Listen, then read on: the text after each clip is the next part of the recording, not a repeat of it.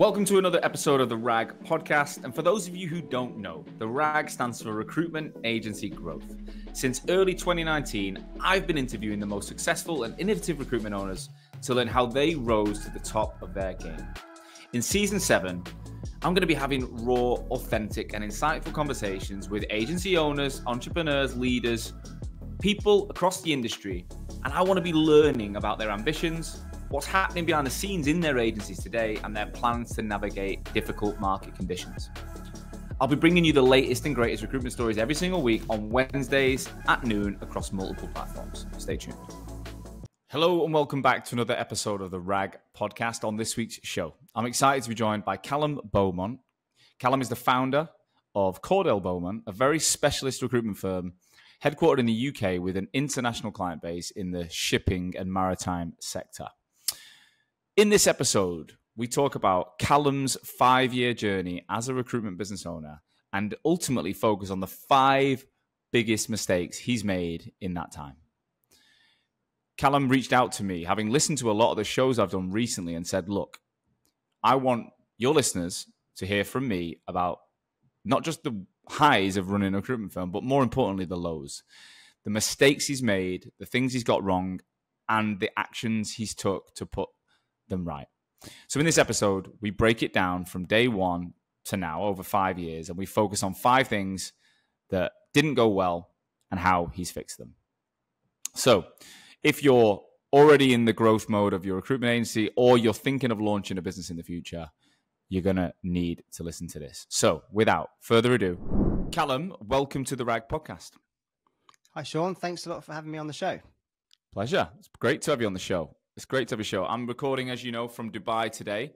We've had some technical issues, but we're here. We've made it. I appreciate your patience. Callum, we've been on and off speaking for a number of years. You've done some of the Hoxo Academy stuff, which is great. And we recently connected based on your honesty, really, around the reality of running a recruitment business for the last few years, as you have. What we want to do today is go really into the depth of the highs and lows of what you've experienced, right? To give a genuine viewpoint into what's ahead for certain people and some of the mistakes you've made, and now people can shortcut that same problem. But before we do, I'd like to go back a bit. So do us the first question I always ask. Tell us who you are now and what you do. I don't want the detail, just the high level overview, yeah? Yeah, sure. No, thanks a lot for having me on the show. I really appreciate it. Yeah, I guess. Well, I'm a dad of 2 kids, living in the UK. The business hit its 5th year anniversary last week, so we've now been going Amazing. 5 years. It's very much like a lifestyle type of recruitment agency. And now, running the business, small team at the moment. I started off in our industry that we recruit in. So I was a shipbroker before I started in recruitment. And now over the years, I've gone into the agency side, a little bit of an in-house side, and now agency ownership since I started the Cordell Beaumont. How would you describe exactly what you recruit? Yeah, so predominantly it's tech sales for the maritime sector is the real kind of core day-to-day what we focus on, or mid to senior level predominantly. It's very specific, very niche. Yeah. And you used to work in that space, you know.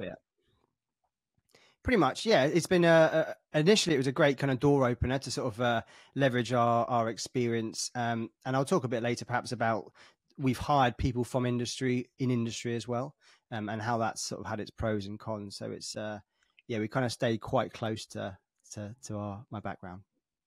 Love it. So how did you go from shipping broker to recruiter? That's the first question I've got. What was that journey like? Yeah, so my grandfather was a shipbroker for like 59 years. My mum was a broker for 10 years. Oh, wow. I then went into our family business essentially.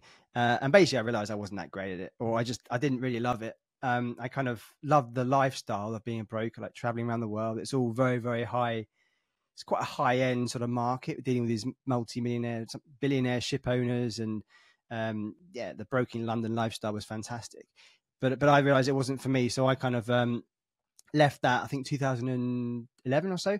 And I then went into recruitment. I did a bit of traveling beforehand, and I just really got the buzz for shipping and shipping recruitment in particular, and oil and gas recruitment was where I started. So you weren't very good as a broker. So where did the idea come from though to be a recruiter? Like, was it Yeah, someone told you should do it, or did you go to a recruiter to find a job and then they brought you in or something? exactly right. I went for, I mean, Yeah. I moved back to Sevenoaks. I was living in London at the time when I was broking.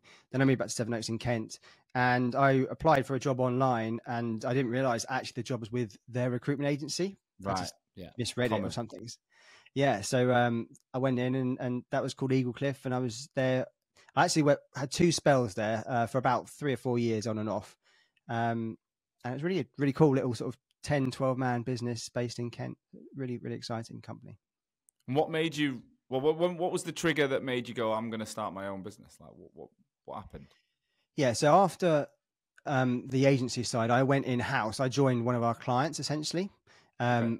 And I was there for 4 years. And during that, between 2015 and 2019, there was a lot of investment in particular in the maritime arena, revolving around technology and digitalizing their processes and things. And I realized there wasn't a dedicated recruitment agency to focus and to help us on that area. So a lot of the hires I was doing myself in particular kind of are based around SaaS sales, product management, marketing, Mm-hmm. that. So I was like, I'm potentially I'm saving the company this amount by doing the hires myself. And I wasn't really satisfied with the financial side of things. And I was like, look, if I did it myself, I could be earning this much. Yeah. And then, I just thought, you know what? We had our son. It was his first birthday. And I thought, you know what? Yeah, a couple of times being in London and obviously a few big nights out and stuff, I just got tired of getting back on the train to Kent late and falling asleep and all this sort of stuff. So I wanted a bit of a change in lifestyle. You probably reached a point as well, like most of us do, that you think it's now or never.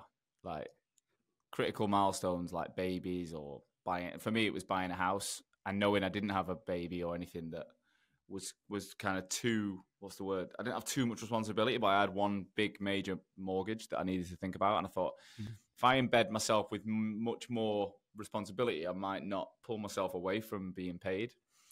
And yeah, it takes them kind of milestones, I think, to take a plunge. And so tell us what was it like 5 years ago? Like you and where does it, obviously Beaumont's your surname? How did you come up with the name Cordell Beaumont? Yeah, so Cordell is my grandfather's surname. Right. So his broking business was called Cordell Shipbroking. Right. And like none of us I was the only person in the family that was going to continue in the sort of the shipbroking space. And I've always been really close to him about shipping, and he's still alive and everything. And he sends me the reports and stuff every week. So it's just to carry on his name in the shipping markets essentially. And then I just rather vainly put my name on it as well, essentially. I And like it it. sounded, yeah, thank you. It's kind of got that sort of more of a searchy type of name, executive search, or sort of prestigious, I thought. Yeah, bit of a law firm, bit of a exec search firm. Could be either of those. To paint the picture, what was it like day? I know you went with Recruit Hub from day one, right? Yeah, so I was actually Recruit Hub's first ever client. So I was like Wow. a bit of a guinea pig, and very much sort of You vice versa. knew Edmund already, right? Yeah, I'd grown up with Edmund. I knew Edmund since I was about 3 or 4. We went to schools Wow. together and played rugby at Sevenoaks for 10, 15 years together, whatever. So yeah, he kind of approached me about his idea where he was going through a transition as well with his previous business and setting up Recruit Hub. So I was like, you know what, this is actually really exciting. I don't like the thought necessarily of doing it all myself and launching the business. And I haven't perhaps mapped out like a thorough business plan at the time. And I'd had sort of sketched it all out, but nowhere near as thoroughly as when we started to look at it and go through it with Recruit Hub. So that was good, having that kind of almost like a safety net of a support network behind you to start with. Yeah, because they take away a lot of them, like the setup, right? And then did you get any like injection of cash from them or salary or anything like that? Was it pure? No, not for them. No. So I use my my company bonus from my last company, and then a bit of family money. So I sort of used that. So I didn't, because I was there first. We didn't do like investment, that type of thing. Yeah.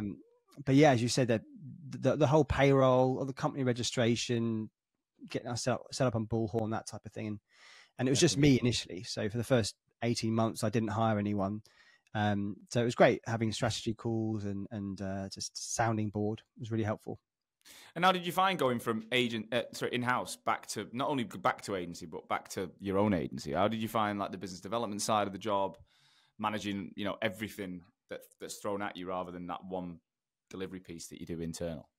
Yeah, it's funny when you work in-house, you kind of forget how intricate the world of recruitment is when you look at like a recruitment agency. Like when you're in-house, people come and sell to you all the time and say, hey, we're specialists in this field, we're experts. So it kind of sets the expectation up that it's pretty easy. They're already speaking to like candidates every day and they don't have to search that hard, all that sort of stuff. But I think when I went back and started obviously the agency, I was like, it was a real shock.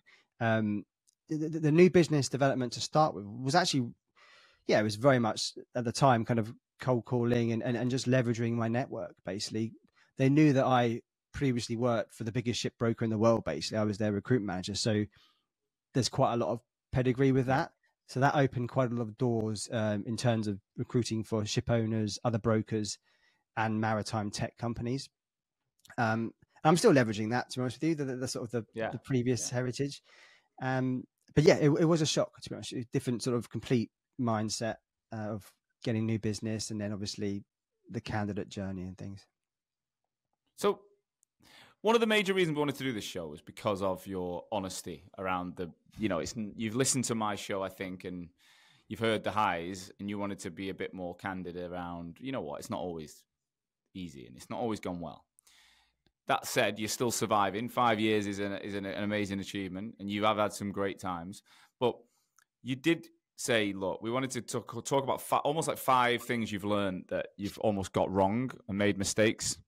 5 key mistakes you've made in 5 years with the lessons and tips. So we documented this in the previous to the episode going live. So it's a slightly different episode than I normally do, but I think it's really powerful. So if we start by number 1, which you put was stepping away from billing too soon. Talk me through what happened. Yeah, so I think I went from that first 18 months just myself. And then, then I hired a colleague who was with us for a couple of years, 2.5 years. Mm-hmm. And it got to the point where we had 4 employees and then 3 outsourced, so to 3 VAs in the Philippines. So at one point we had 7. And I think at that time, I got a bit like, I just started to really focus on the processes, like the operations of the business, listening to all these different podcasts and YouTube videos about being a manager, not like working in the business, work on the business, etc. So I just sort of really went a bit too much on that side. And although I was still billing, how did you perform for 18 months? Like what sort of numbers did you generate on your own? I know you've been open. You're not the biggest biller in the world, but you must have done pretty well to get to the point of building 7 employees. All right. Yeah. I mean, the first year was pretty low. I think we did like 87 grand the first year, then did 286 in the second year. Right. In the third year we did 450. And then we sort of started to dip down, which obviously would probably lead me on. So you're coming in, you're on the upward trajectory when you start hiring, right? So you're like, this is going well. What was the trigger that maybe you and Edmund spoke about that made you say, yeah, I am going to start hiring? What were the symptoms in your business that made you do that? I think it was having a bit of cash flow, having also the volume of vacancies at the time. So this is around 2021. And just and the revenue was sort of capping, and it was, I mean, I was still trying to, I think my target was mainly to try and do 20 grand a month, really was realistically my individual, all permanent we don't do any contract. Yeah. And I think it was a scape, like if we want to grow this, it's like, okay, you need to take on somebody to try and help with business development and obviously delivery. So the first hire was a 360 recruiter, and he was from our industry again. So had he worked in recruitment? He did about 6 months in recruitment, and funny enough, he rang me as a candidate to try and find him another job somewhere. But I just sort of switched it into. So you did exactly what someone did to you originally. Yeah, essentially. Yeah, and how did that go then? Really well, yeah. Certainly for the first sort of 18 months or so, really well. He did. Got some good accounts. Basically, we had 2 or 3 really, really strong accounts, which both of them were over 100K kind of revenue each account. But unfortunately, they were the only ones really that he was kind of managing and looked after. And I made the mistake as an owner of not being involved with those accounts at all. I literally, one of them, I don't think I even spoke to. I sort of teed up the first initial kind of intro, and then it was very much like, it was almost like having a separate business. So he kind of had these 2 accounts. It's like he does everything with them. I don't really know them. And unfortunately, they pulled the plug. Even to this day, they've stopped using agencies. This is over a year and a half ago now. We've built zero with them since. So why do you think that was a mistake? I think it's having that continuity, because if you have one point of contact per account, something happens, they leave or whatever, you're then a bit stuck. You sort of, they have no one else. All that knowledge and that expertise and insight is gone, and it wasn't documented as well as I perhaps should have made it on the system to transfer the information over, essentially. Right. So let's go back then. If you could do that again, and someone was like coming up, because this is going to happen to a lot of the listeners, right? Or people have already been through it. So the first year to 18 months on your own is often pretty profitable because you've got no overheads. You're running at it like a lunatic. I remember the first year of Hoxel, like you just have this energy to do stuff that maybe you might never actually have the same level of energy as you do in the first year to 18 months. There's like a natural response to being self-employed that you just go, bosh, right? So you do that. You then, you make the decision that you're going to hire someone. What would you do differently then on those specific accounts? How would you manage it in a practical sense? Yeah, I would have earlier on have multiple touch points, basically. So we did start to map out. It was very much just like everything goes like through HR for those accounts. So we didn't do enough of getting to know the different individual hiring managers across different geographies and divisions. We were very focused just on sales and product, whereas perhaps we could have leveraged more of our, like, we don't do technology sales, like we don't do software developers ourselves, but we could have leveraged our contacts further and said, look, hey, we also have a partner that does this, to try and strengthen those relationships. So I would definitely look at doing that. And yeah, just not putting so many eggs in one basket, essentially, just making sure that we have a stronger client base. Yeah, but I'm just trying to work it out. Right? So you got a guy who's credible, he's slightly older, got experience in the industry. He's managing 3 accounts. He's not writing things in Bullhorn. He's not documenting everything. Is that what happened? He was, but yeah, maybe not as much as I should have taken note of, perhaps. So you basically need a list of things that everyone needs to put on the system about every client, and then every client you're working with needs to have a touch point with you. Needs to know that if this guy's not in, Callum, is the founder. I'll talk to you about anything, and maybe you could have a regular check-in with these people, like pick up the phone. Do you think and just touch base? You can even do like an audit on your team's performance and be like, look, I'm just checking in on that. But it is tempting, I think, when you're looking at growing to go, the right thing to do is get out of someone's way, give them the freedom, delegate. Everyone talks about delegation. So you almost delegated too far with too far in arms. I think also it was also because we weren't in the same office, because we initially, when he joined, it was sort of back to work, back to the office. We could all be in the same place. Then obviously lockdown happened again, and we were in separate offices.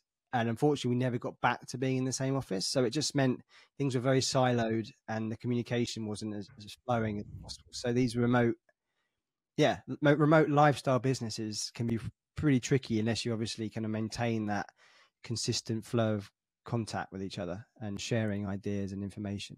I think it goes back though to a plan, because I run a remote business and we've made loads of mistakes, but now I think where we are is we have got a plan. Like, it's documented what we need for each account and who does what, and it's like, and look, we'll make mistakes. I'm not pretending we don't, but if you write down, like say, if you have a plan that says, look, even if you're in Dubai or London, doesn't matter. Every account needs to be documented. All the hiring managers need to be on the system.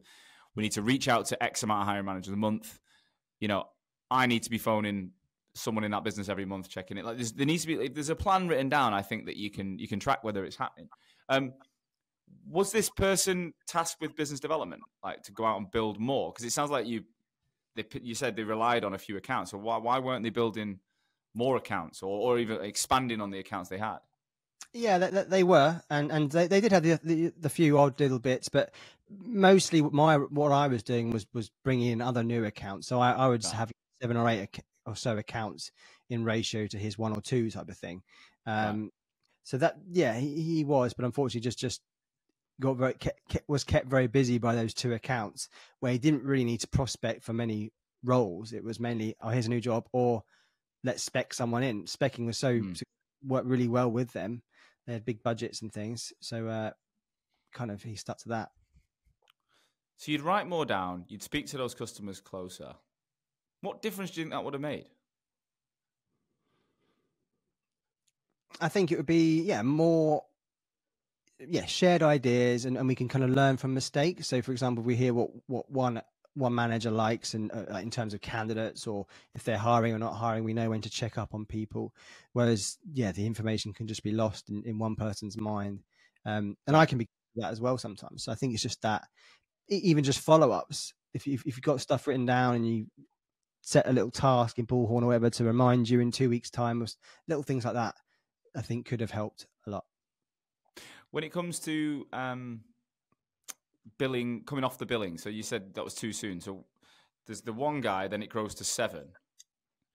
How long till you were actually, just doing BD and relying on everyone else to bill? So I never stopped. I was always I say biggest biller, but like we weren't exactly obviously huge figures. But there was only 1 year where my former colleague beat me, basically. So every other year I've been the main biller.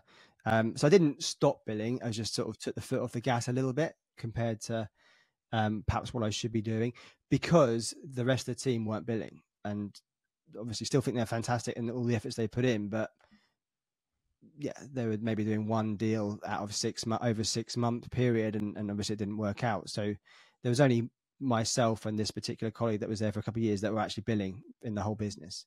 So it just I just thought I put too much faith in perhaps the team being able to bill without me. So you get a role in, and then you think, okay, I'll share it with the team, and then unfortunately it didn't go anywhere or whatever. So I probably should have kept my own little bit of business to myself more, just to get revenue generating and coming in more regularly. So it's a really tricky challenge, though, isn't it? It's like, because you're not developing people if you keep it to yourself, but you're not necessarily going to hit milestones and targets if you give it away. Yeah, I think you need that time frame. So now we've got like Google Sheets where it's like, here's our checklist of every search. Have we done this sort of thing? So we can tick it off and look at it together. So we have a new hire that joined in January. So every kind of lead I get, I get generally, I try and include Matt and bring him in. We join client calls together so we can get a feel for how we discuss things. But I think there should be a cutoff point. If you're giving it to a colleague, then it's like, okay, cool. Let's touch base end of the day or in 3 days. Where are we now? Then you jump back in and say, okay, cool. Well, let's just do a search together for the next hour or so, and try and steer them back. I get the impression though. Yeah, it wasn't necessarily. It was more the how you did it than the what you were doing. Like, it was like, you can still delegate, but you weren't following up. You were probably giving people too much Exactly. Freedom. Yeah. And you were stepping back and getting a bit sucked into the bigger picture stuff. Yeah, and it's the first time I've ever managed a team as well. So I haven't come from a billing manager sort of higher up path. I've always been an individual essentially in all my roles. So I think I've been learning to manage as I've hired as well. So they've experienced me learning as we go. What was the kind of lowest point with that situation, and what did you do to then bring it back to where it is today? Lowest point, possibly just when people haven't worked out, and then you have to let them go essentially. And I've always found that like the letting people go has always come down to just the basics, just the effort either being there or clearly not being there. And so it's either like the skill isn't quite right or the effort isn't quite right. I've found, or sometimes both. So the fundamental things is me, I think, maybe not mishiring, but I need to have better hiring processes for my own team, essentially. It's mental, isn't it? Like we sell hiring processes, yet the amount of people who don't do it for themselves, including us, we've made so many mistakes, and you get blinded by there's like a feeling of ego where people want to work for you, and you're like, but you hire. Also, do you think you were guilty of holding on to people too long, where in hindsight, you probably saw the writing on the wall a lot earlier and kept hoping they'd change? Yeah, definitely. I think so. Yeah, 100%. But it's just tricky to let people go sooner. I mean, we have like a sounds terrible, but like an underperformance kind of program. If they get to a certain time frame where they haven't delivered, or even if it's just basics, they're not delivering. They're not like at least bringing in interviews per week or being seen to do calls or engagement. Then we'll get that in place. But again, I'm probably way too slow with that as well. Yeah, I had a recent chat with one of my clients, a guy called Matt Tyson, who sold a couple of payroll companies, and he may be listening. Hopefully, he is. And he said that typically he knew within 4 weeks, that gut feeling whether someone was going to work out or not, and then it was just a case of dragging things on from then on. And now looking back, he'd never wait more than 4 weeks now. Like if his feelings after 4 weeks weren't that the person was going to make it, he wouldn't keep them in the business. And I think that's what probation periods are for. As you know, I think relationships, romantic relationships and work relationships are quite similar. We're all very fast to get into relationships. We're fast to hire people. We're fast to become, you know, someone's boyfriend or whatever. And yet we're very slow to pull away from it. Very slow to break things off. Very slow to let people go. In reality, we should be the opposite, I think. We should be a little bit more cautious getting in, and we should be a lot faster getting out, I think. And I've learned that myself the hard way. You know what it's like with an employee where they start to dominate either your thoughts or your conversations. Yeah. And it comes up time and time and time again. It never goes. Once you get to that level with someone, it never changes. It doesn't ever come back. They might have a good month or a good quarter, but it always comes back. Always. Yeah, it's true. It just does. In work relationships anyway. So really good points there. So you brought that back now to a much, how many people have you got now in the team? So three of us permanent. Yeah, one in the UK and then another one in the Philippines still. Mika, been with us for 2.5 years or so. And are you more actively billing now, more focused? You feel like it's a better structure? Well, no, we're very much in the rebuild phase. I mean, we've scaled down of the last couple of years, or last year or so. And yeah, so really, yeah, I actually had my best year last year, funny enough, for me personally. But no, completely billing. Did a deal yesterday, which is great. Go on. So just trying to now build up Matt, my new colleague, and then we'll hire again, hopefully later this year, just to rebuild.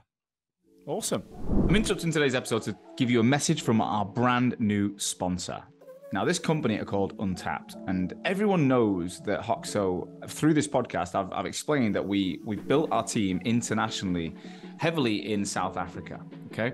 And I get questions all the time from clients and people who listen to the show, like, how have you done it? What was the process, etc. Well, I've partnered with a business that can ultimately reveal it all, share it all, and help you do the same, right? Because look, it's been a tricky year for the sector, and many of people through uncertain times have had to streamline operations. However, you know, accessing low-cost resources internationally has proven to be a bit of a cheat code for some people, including Hoxo. But anyone who's tried it, like us, it's very difficult, a lot of work, process to get it right. So this company, Untapped, are one of the hottest companies in the market. They've helped Hoxo, they're helping our clients, and they specifically look at companies in the UK, US, Middle East, and Australia transition to using remote individuals and building full offshore sourcing and recruitment solutions. So they source talent pools from places like South Africa and the Philippines. And we're talking about experienced talent here. We're not talking about graduates with no experience. This is like people with 3 to 5 years recruitment experience, and integrate them into your UK team. So they work remotely, but plug into your UK team. They put around 3,000 candidates per month through an intense 4-stage interview and online testing process to find the top 1% or 30 people and secure these people for work with recruitment agencies like yourself. You know, all candidates are benchmarked against UK competency frameworks and the way in which you would hire in the UK. So we're not talking about cheap for the sake of being cheap. We're talking about international, experienced people just living in lower cost locations. So it's a really simple process. If you want to work with these guys, you pay a deposit to kick off their search. They then provide a candidate shortlist in 14 days. And then you can put people through your own process to hire them permanently, or there's a freelance option. So if you just want to try before you buy, they can employ them. You pay a daily rate and it's a freelance option. Untapped are totally transparent with all the salaries and fees. We're talking about you'll still pay about 70% less than a UK equivalent in that role. So it's a no-brainer to complement your existing team to handle surplus demand and ease cost pressures. You know, if you're not using this to rip up your business and rebuild it with global resources, then you're probably going to fall behind eventually. So due to demand and capacity, they're only operating on a waiting list right now. So if you want to be part of their waiting list, go to www.tryuntapped.com and check out their information. Make sure you say that you listen to the RAG podcast, because they'll do you a very special deal as well. Right, go and check them out. Back to the show.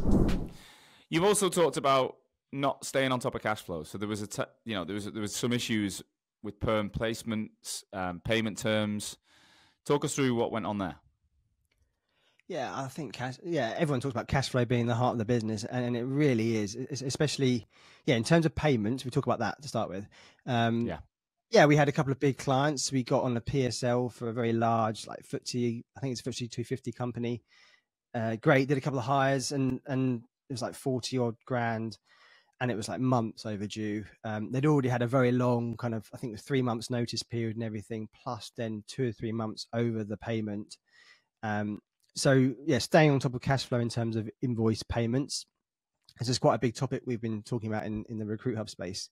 It is so important, and lots of little tips and tricks we've been sharing in our little cohorts about this. So if it's for any listeners that are in a similar boat, I mean, just having little things in your terms about saying, if you pay within 7 days, or say you save 5%, for example, off the invoice. Another really good tip was if the invoice isn't paid on time, then the rebate or the refund clause is void. You can't get your rebate if you don't pay on time.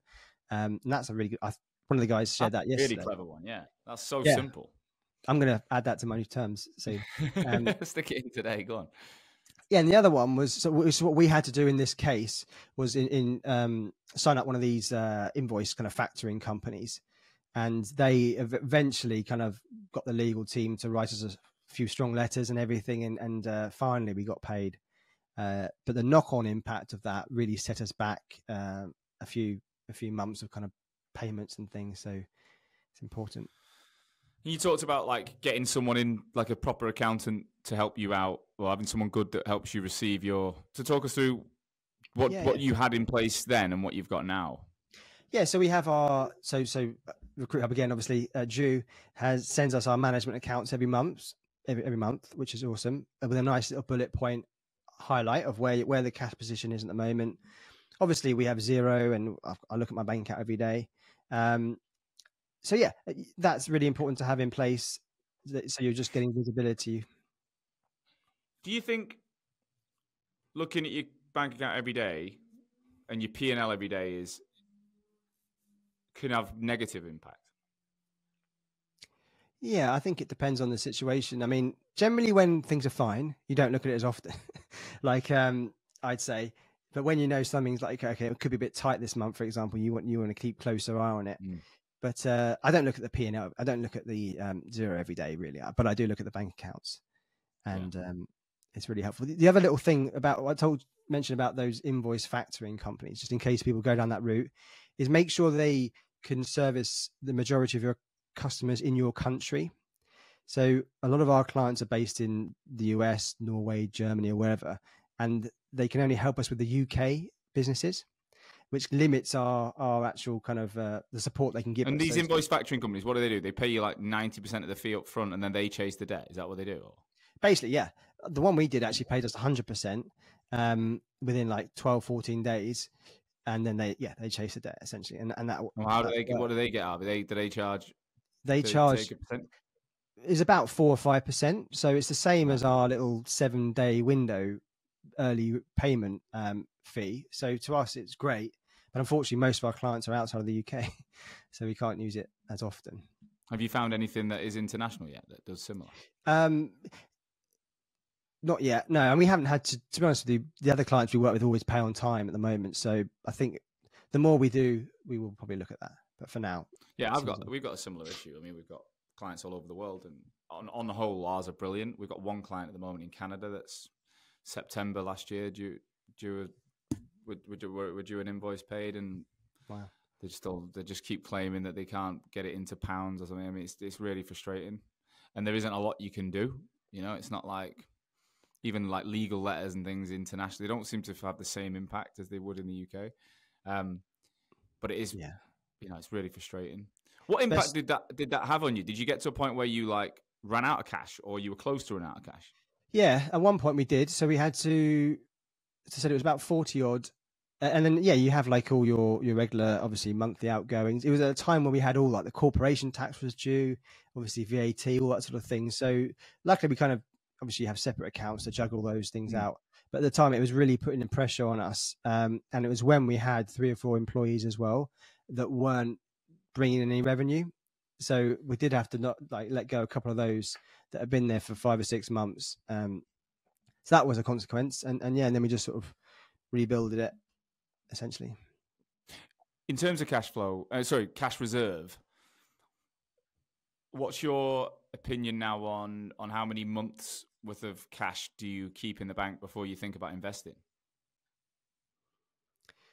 Yeah, I've probably hired when I shouldn't have hired in the past. Another lesson, I think I've done it on faith that, you know what, okay, it's going to take 3 months sort of ramp up period or so.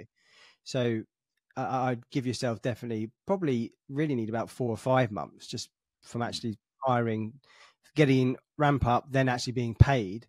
You probably need a good 4 or 5 months worth of their anticipated sort of salary and obviously expenses and things. So the other area I think I've messed up a little bit is the whole kind of salary commission structure as well, whereby I've hired a few people from industry.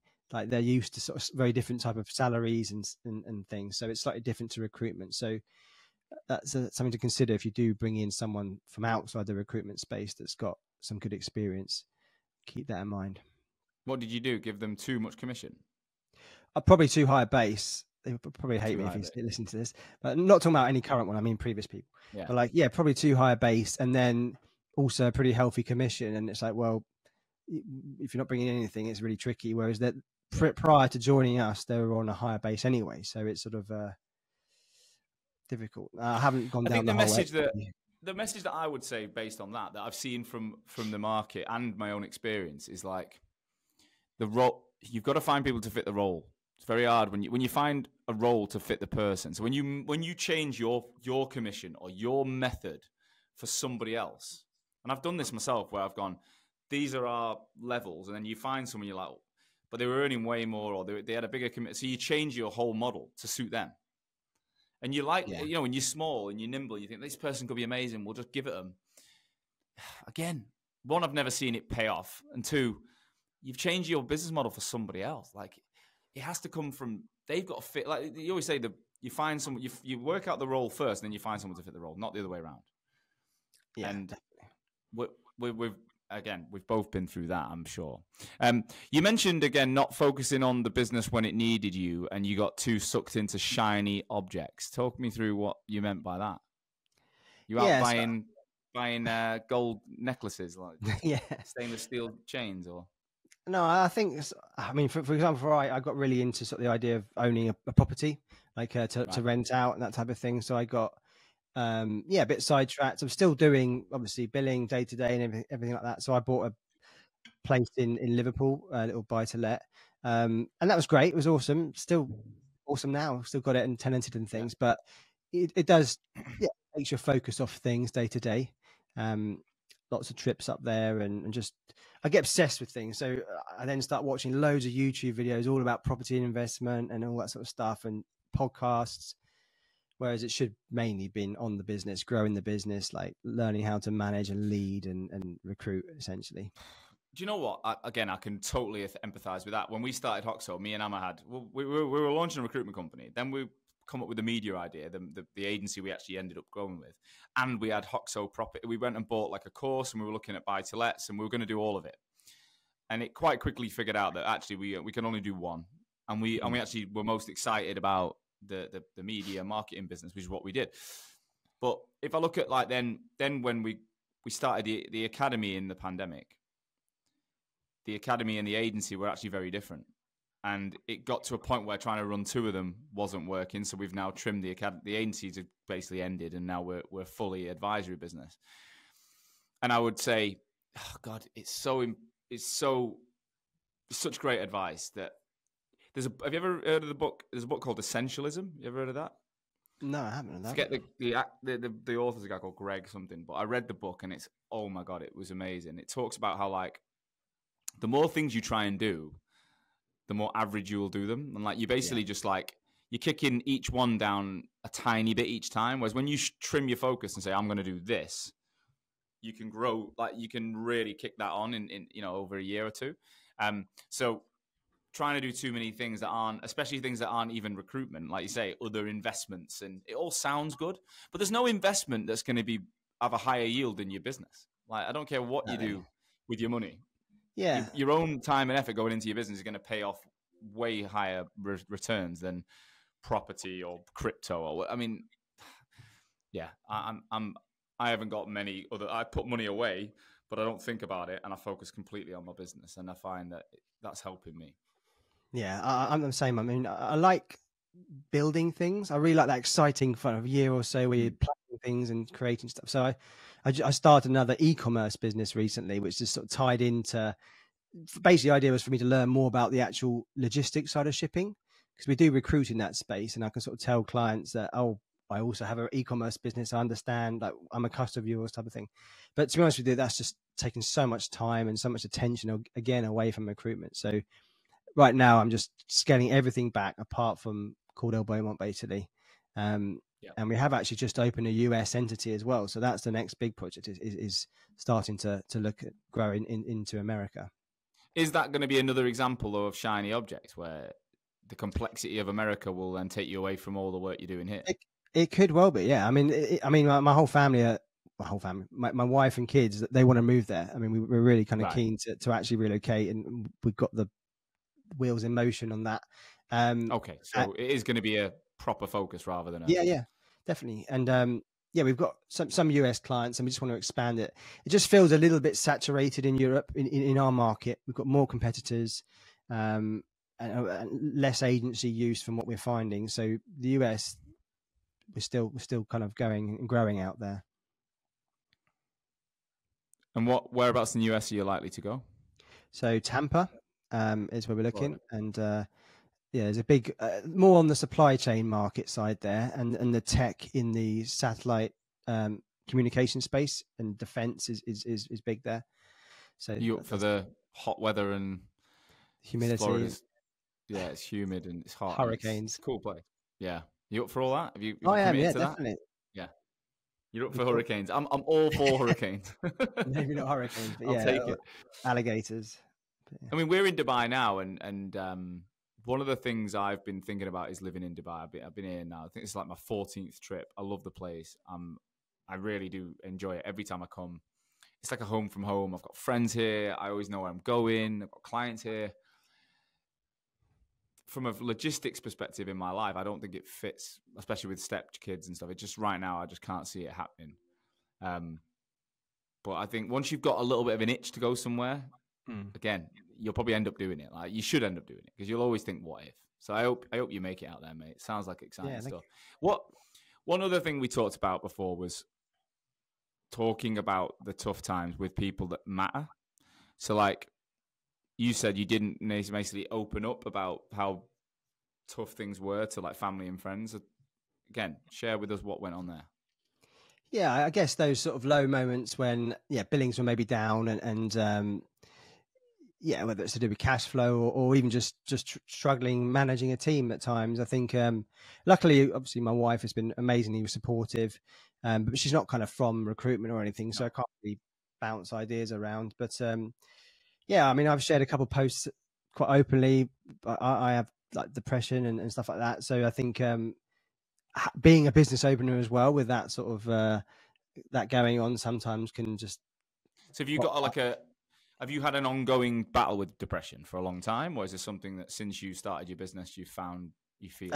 Yeah, I've had it. I don't know, 10 years or so. Like been having tablets and things, but like it's all just like sertraline or something. I can't remember. I can never remember what they're called. Yeah. But X something. But like, and I think just having the business. I mean, it's a roller coaster, even just day to day, like little things happening. So I think at the time. And yeah, just not talking to people. You shut yourself away in your little office. What impact does that have though when you don't share how you feel to the people that matter? What's the negative impact? You can perhaps get a bit like a bit less patient with like kids and I mean, I don't really have that many friends, to be honest with you. I hardly see any of them. Like, apart from my immediate circle, I rarely touch base with older friends. But like, so yeah, socializing, I'm not too fussed about really. I focus on work or some sort of sport. I don't know. I think just a bit less patience and just generally being a bit tense about things is when you bottle stuff up. Just to go back on that, though, socializing. I know where you're coming from, so I'm not trying to judge here, but socializing, I'm not fussed about. Like, do you not think socializing is part of our like DNA? If you think about like your whole childhood and everything you come from is about meeting people, hanging with friends, socializing. Like, that's what you do. And then, yeah, you get in a relationship, you get kids, you get responsibilities. I'm in that boat. And I know it's not the top of the priority list anymore. Like, you're not like your 20s where you're like, fuck it, I'll just hang with my mates all the time. But I've been thinking this about myself recently, like, and I've gone out and I've purposely saw people from the past and people that aren't anything to do with work. And I always feel better. Like, do you think there's a potential that you could miss out on? It's a core part of your life that you need, that non-work, non-family relationships. Do you think that could be could it affect you long term, do you think? Yeah, potentially. I think, yeah, as soon as you speak to old friends and stuff, yeah, as you say, you instantly feel better, even if it's just a phone call and things. So, yeah, I probably should make more time for that sort of thing. Definitely. Even my brothers, I don't see my brothers that often, two brothers and things. So, not just, yeah. I'm the same. One of my brothers lives in Manchester and I rarely see him. One's in Peru. I only see him like once, twice a year. And it's yeah, we're all guilty of it. I'm not coming from a position of I've figured this shit out. But I don't know. I just think, especially when you're running businesses, you get so focused on success and growth and revenue and targets and exits. And you forget some of the most important things. Like, I went through a stage where I didn't cook. And I outsourced it. I just fucking got everything delivered to the house, like the Fresh Fitness Food, it was called, in London. And I thought I thought I'd struck gold, like I'd bloody discovered oil. I was like, don't need to cook. Food's perfectly built for my physique, and and do you know what I've realized is actually those mundane tasks, like, well, I actually enjoy it, but cooking, cleaning, those basics, again, I think they're like foundational layers to like feeling good. Yeah. And if you skip them all, I'm not, again, you're just chasing dopamine. You're just chasing fun and success all the time. I think it doesn't create that well-roundedness to your life. Like, that's what I've picked up on.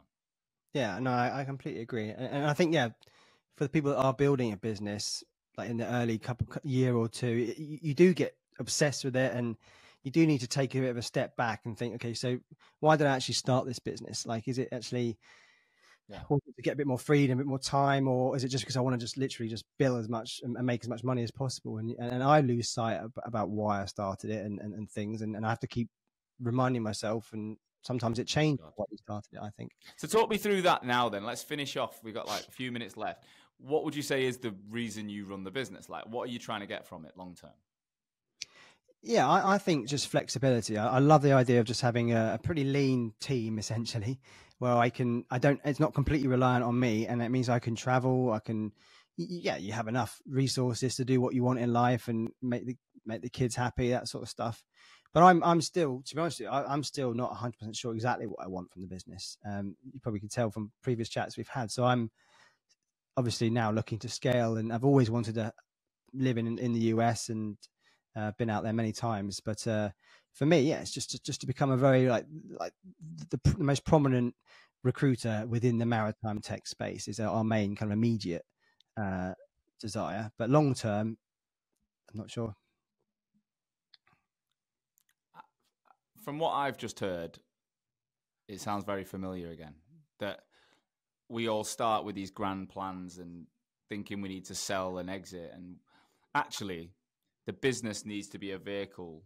For most of us, the business needs to be a vehicle to live the lifestyle we want.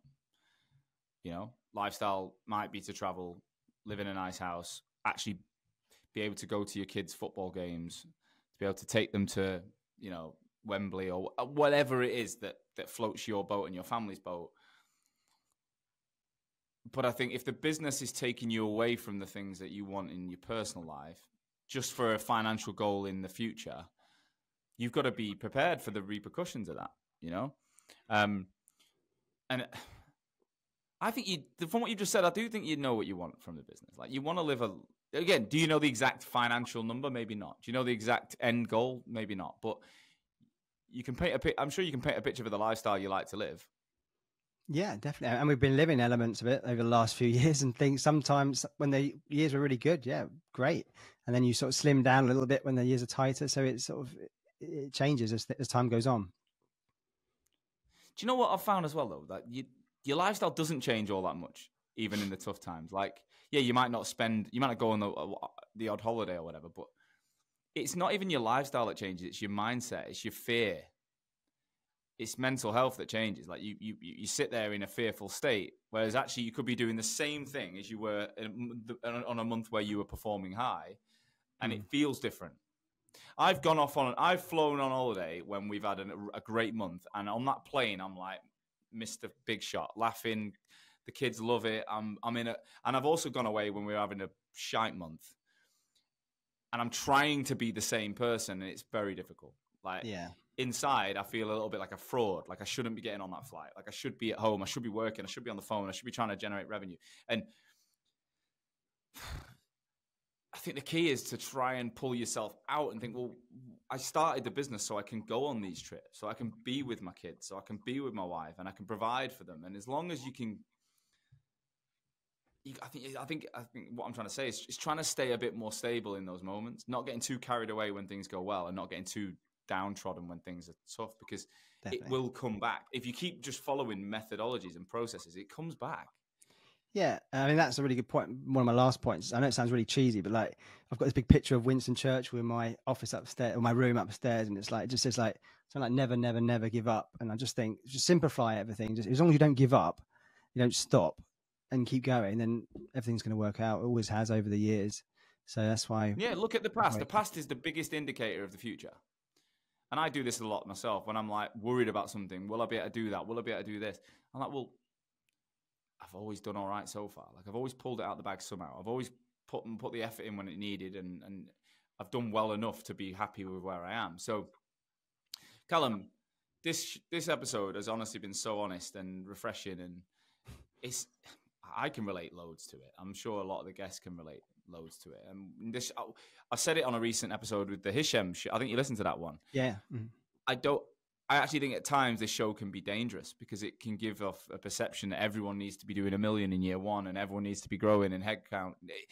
And that's not what it's about. It's absolute bullshit in reality. It is. Like, it's about building a business that serves whatever the vision is for you, whatever that is. And some people are obsessed with growth and private equity deals, and that's cool for them. I'm not one of them people. I'm not. And I'm learning to accept that. Final question is around another reason we've been communicating recently is this alcohol-free space. So I've not drunk since the Boxing Day of 2023, and we're on the 21st of May now. So I'm 5 months in 5 days. And you're very similar, right? Yeah, New Year's Eve, my last drink last year. So I like to always start on the 1st of January, so it's nice and easy to remember to count. So yeah, you're one of them guys who wakes up on the hour or 5 past or 10 past. You could never get up at like 7 minutes past, could you? No, I'm very regimented. You got to wait for the 10 minutes past. So what was the reason for you to do that? Because we've spoke about this before. It's not the first time either of us have thought about this. A mix of loads of things. I think just always not feeling like I'm working at my potential, basically full potential. Just, it's like so many sort of weekends and just getting up on a Monday and Tuesday being a bit hazy. And yeah, I mean, stuff with marriage and things. It's just like, you know what, I've just had enough of it, to be honest with you. And that's why I thought, this time round, I did stop for about 9 months in 2020, and it was great. So this time around, it's like, look, I've always wanted to quit, and now I've finally done it. So it's good. Have you committed to that being the future? Yeah, I'm done. I don't know. I just feel like I've traveled the world like 3 times when I was younger, like backpacking. I've been lots of the places I wanted to go when I was younger, and now I just need to sort of focus, and I need to get back in shape. That's the main thing. And I think just keep boozing at the weekend and stuff, it just doesn't work out. And yeah, it's difficult when you're in a business which is quite social in terms of like networking events, that sort of stuff. And got a big trip in June called Posidonia in Greece, where it's all cocktail parties and things. So that'll be interesting, but it's fine. I'm looking forward to it. I think it's trying to reframe the mind to the fact that alcohol isn't the socializing bit. It's just an enabler for people that want it and need it. Like when I went on that stag in Lisbon, I still had a great time. I still was able to travel. I was still able to connect with people. It is different. No denying it. When you're surrounded by people that are intoxicated, you feel different.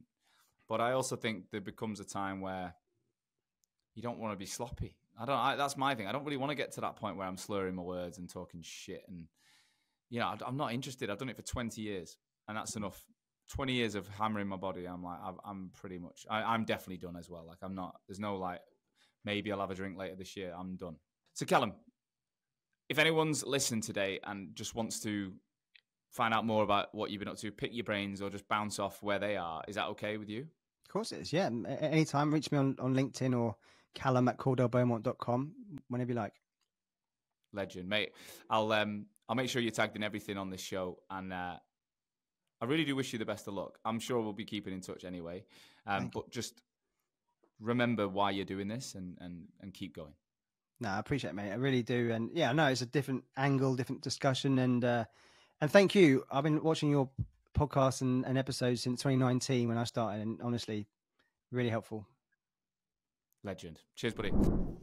Thank you as always for listening to today's show. I truly hope that you got value from it. Honestly, it's the only reason I take time every week to ensure that my audience, you guys, future and existing recruitment owners, you're learning from each other to make this industry that I love so much stronger. And today's episode is brought to you by my business, Hoxo. I'm the CEO and founder, and we're on a mission to help brand recruitment agencies and their people better. I want to help people have the tools to stand out in the most competitive markets in the world. We're currently working with over 350 recruitment agencies and 5,000 of their consultants right now, helping them to build their personal brands to consistently win more business, attract talent, and just become that go-to recruiter in the market. Now, we do have a huge coaching program, but a lot of people don't know we also manage the brands of a lot of founders, and we can do the rebrand of that company organizational piece as well. So if your recruitment agency either needs help to look and sound exactly how you want it to, or your leadership and consultant level need to get out there and drive more traffic back to that website, to the business, and start using LinkedIn to generate more revenue, then you should definitely be reaching out to us. If that sounds of interest, please do visit www.hoxomedia.com or drop me, Sean, a personal message on LinkedIn. I love hearing from RAG listeners. I would love to talk to you. Look forward to it. So I'll see you again next week with another episode. Catch you soon.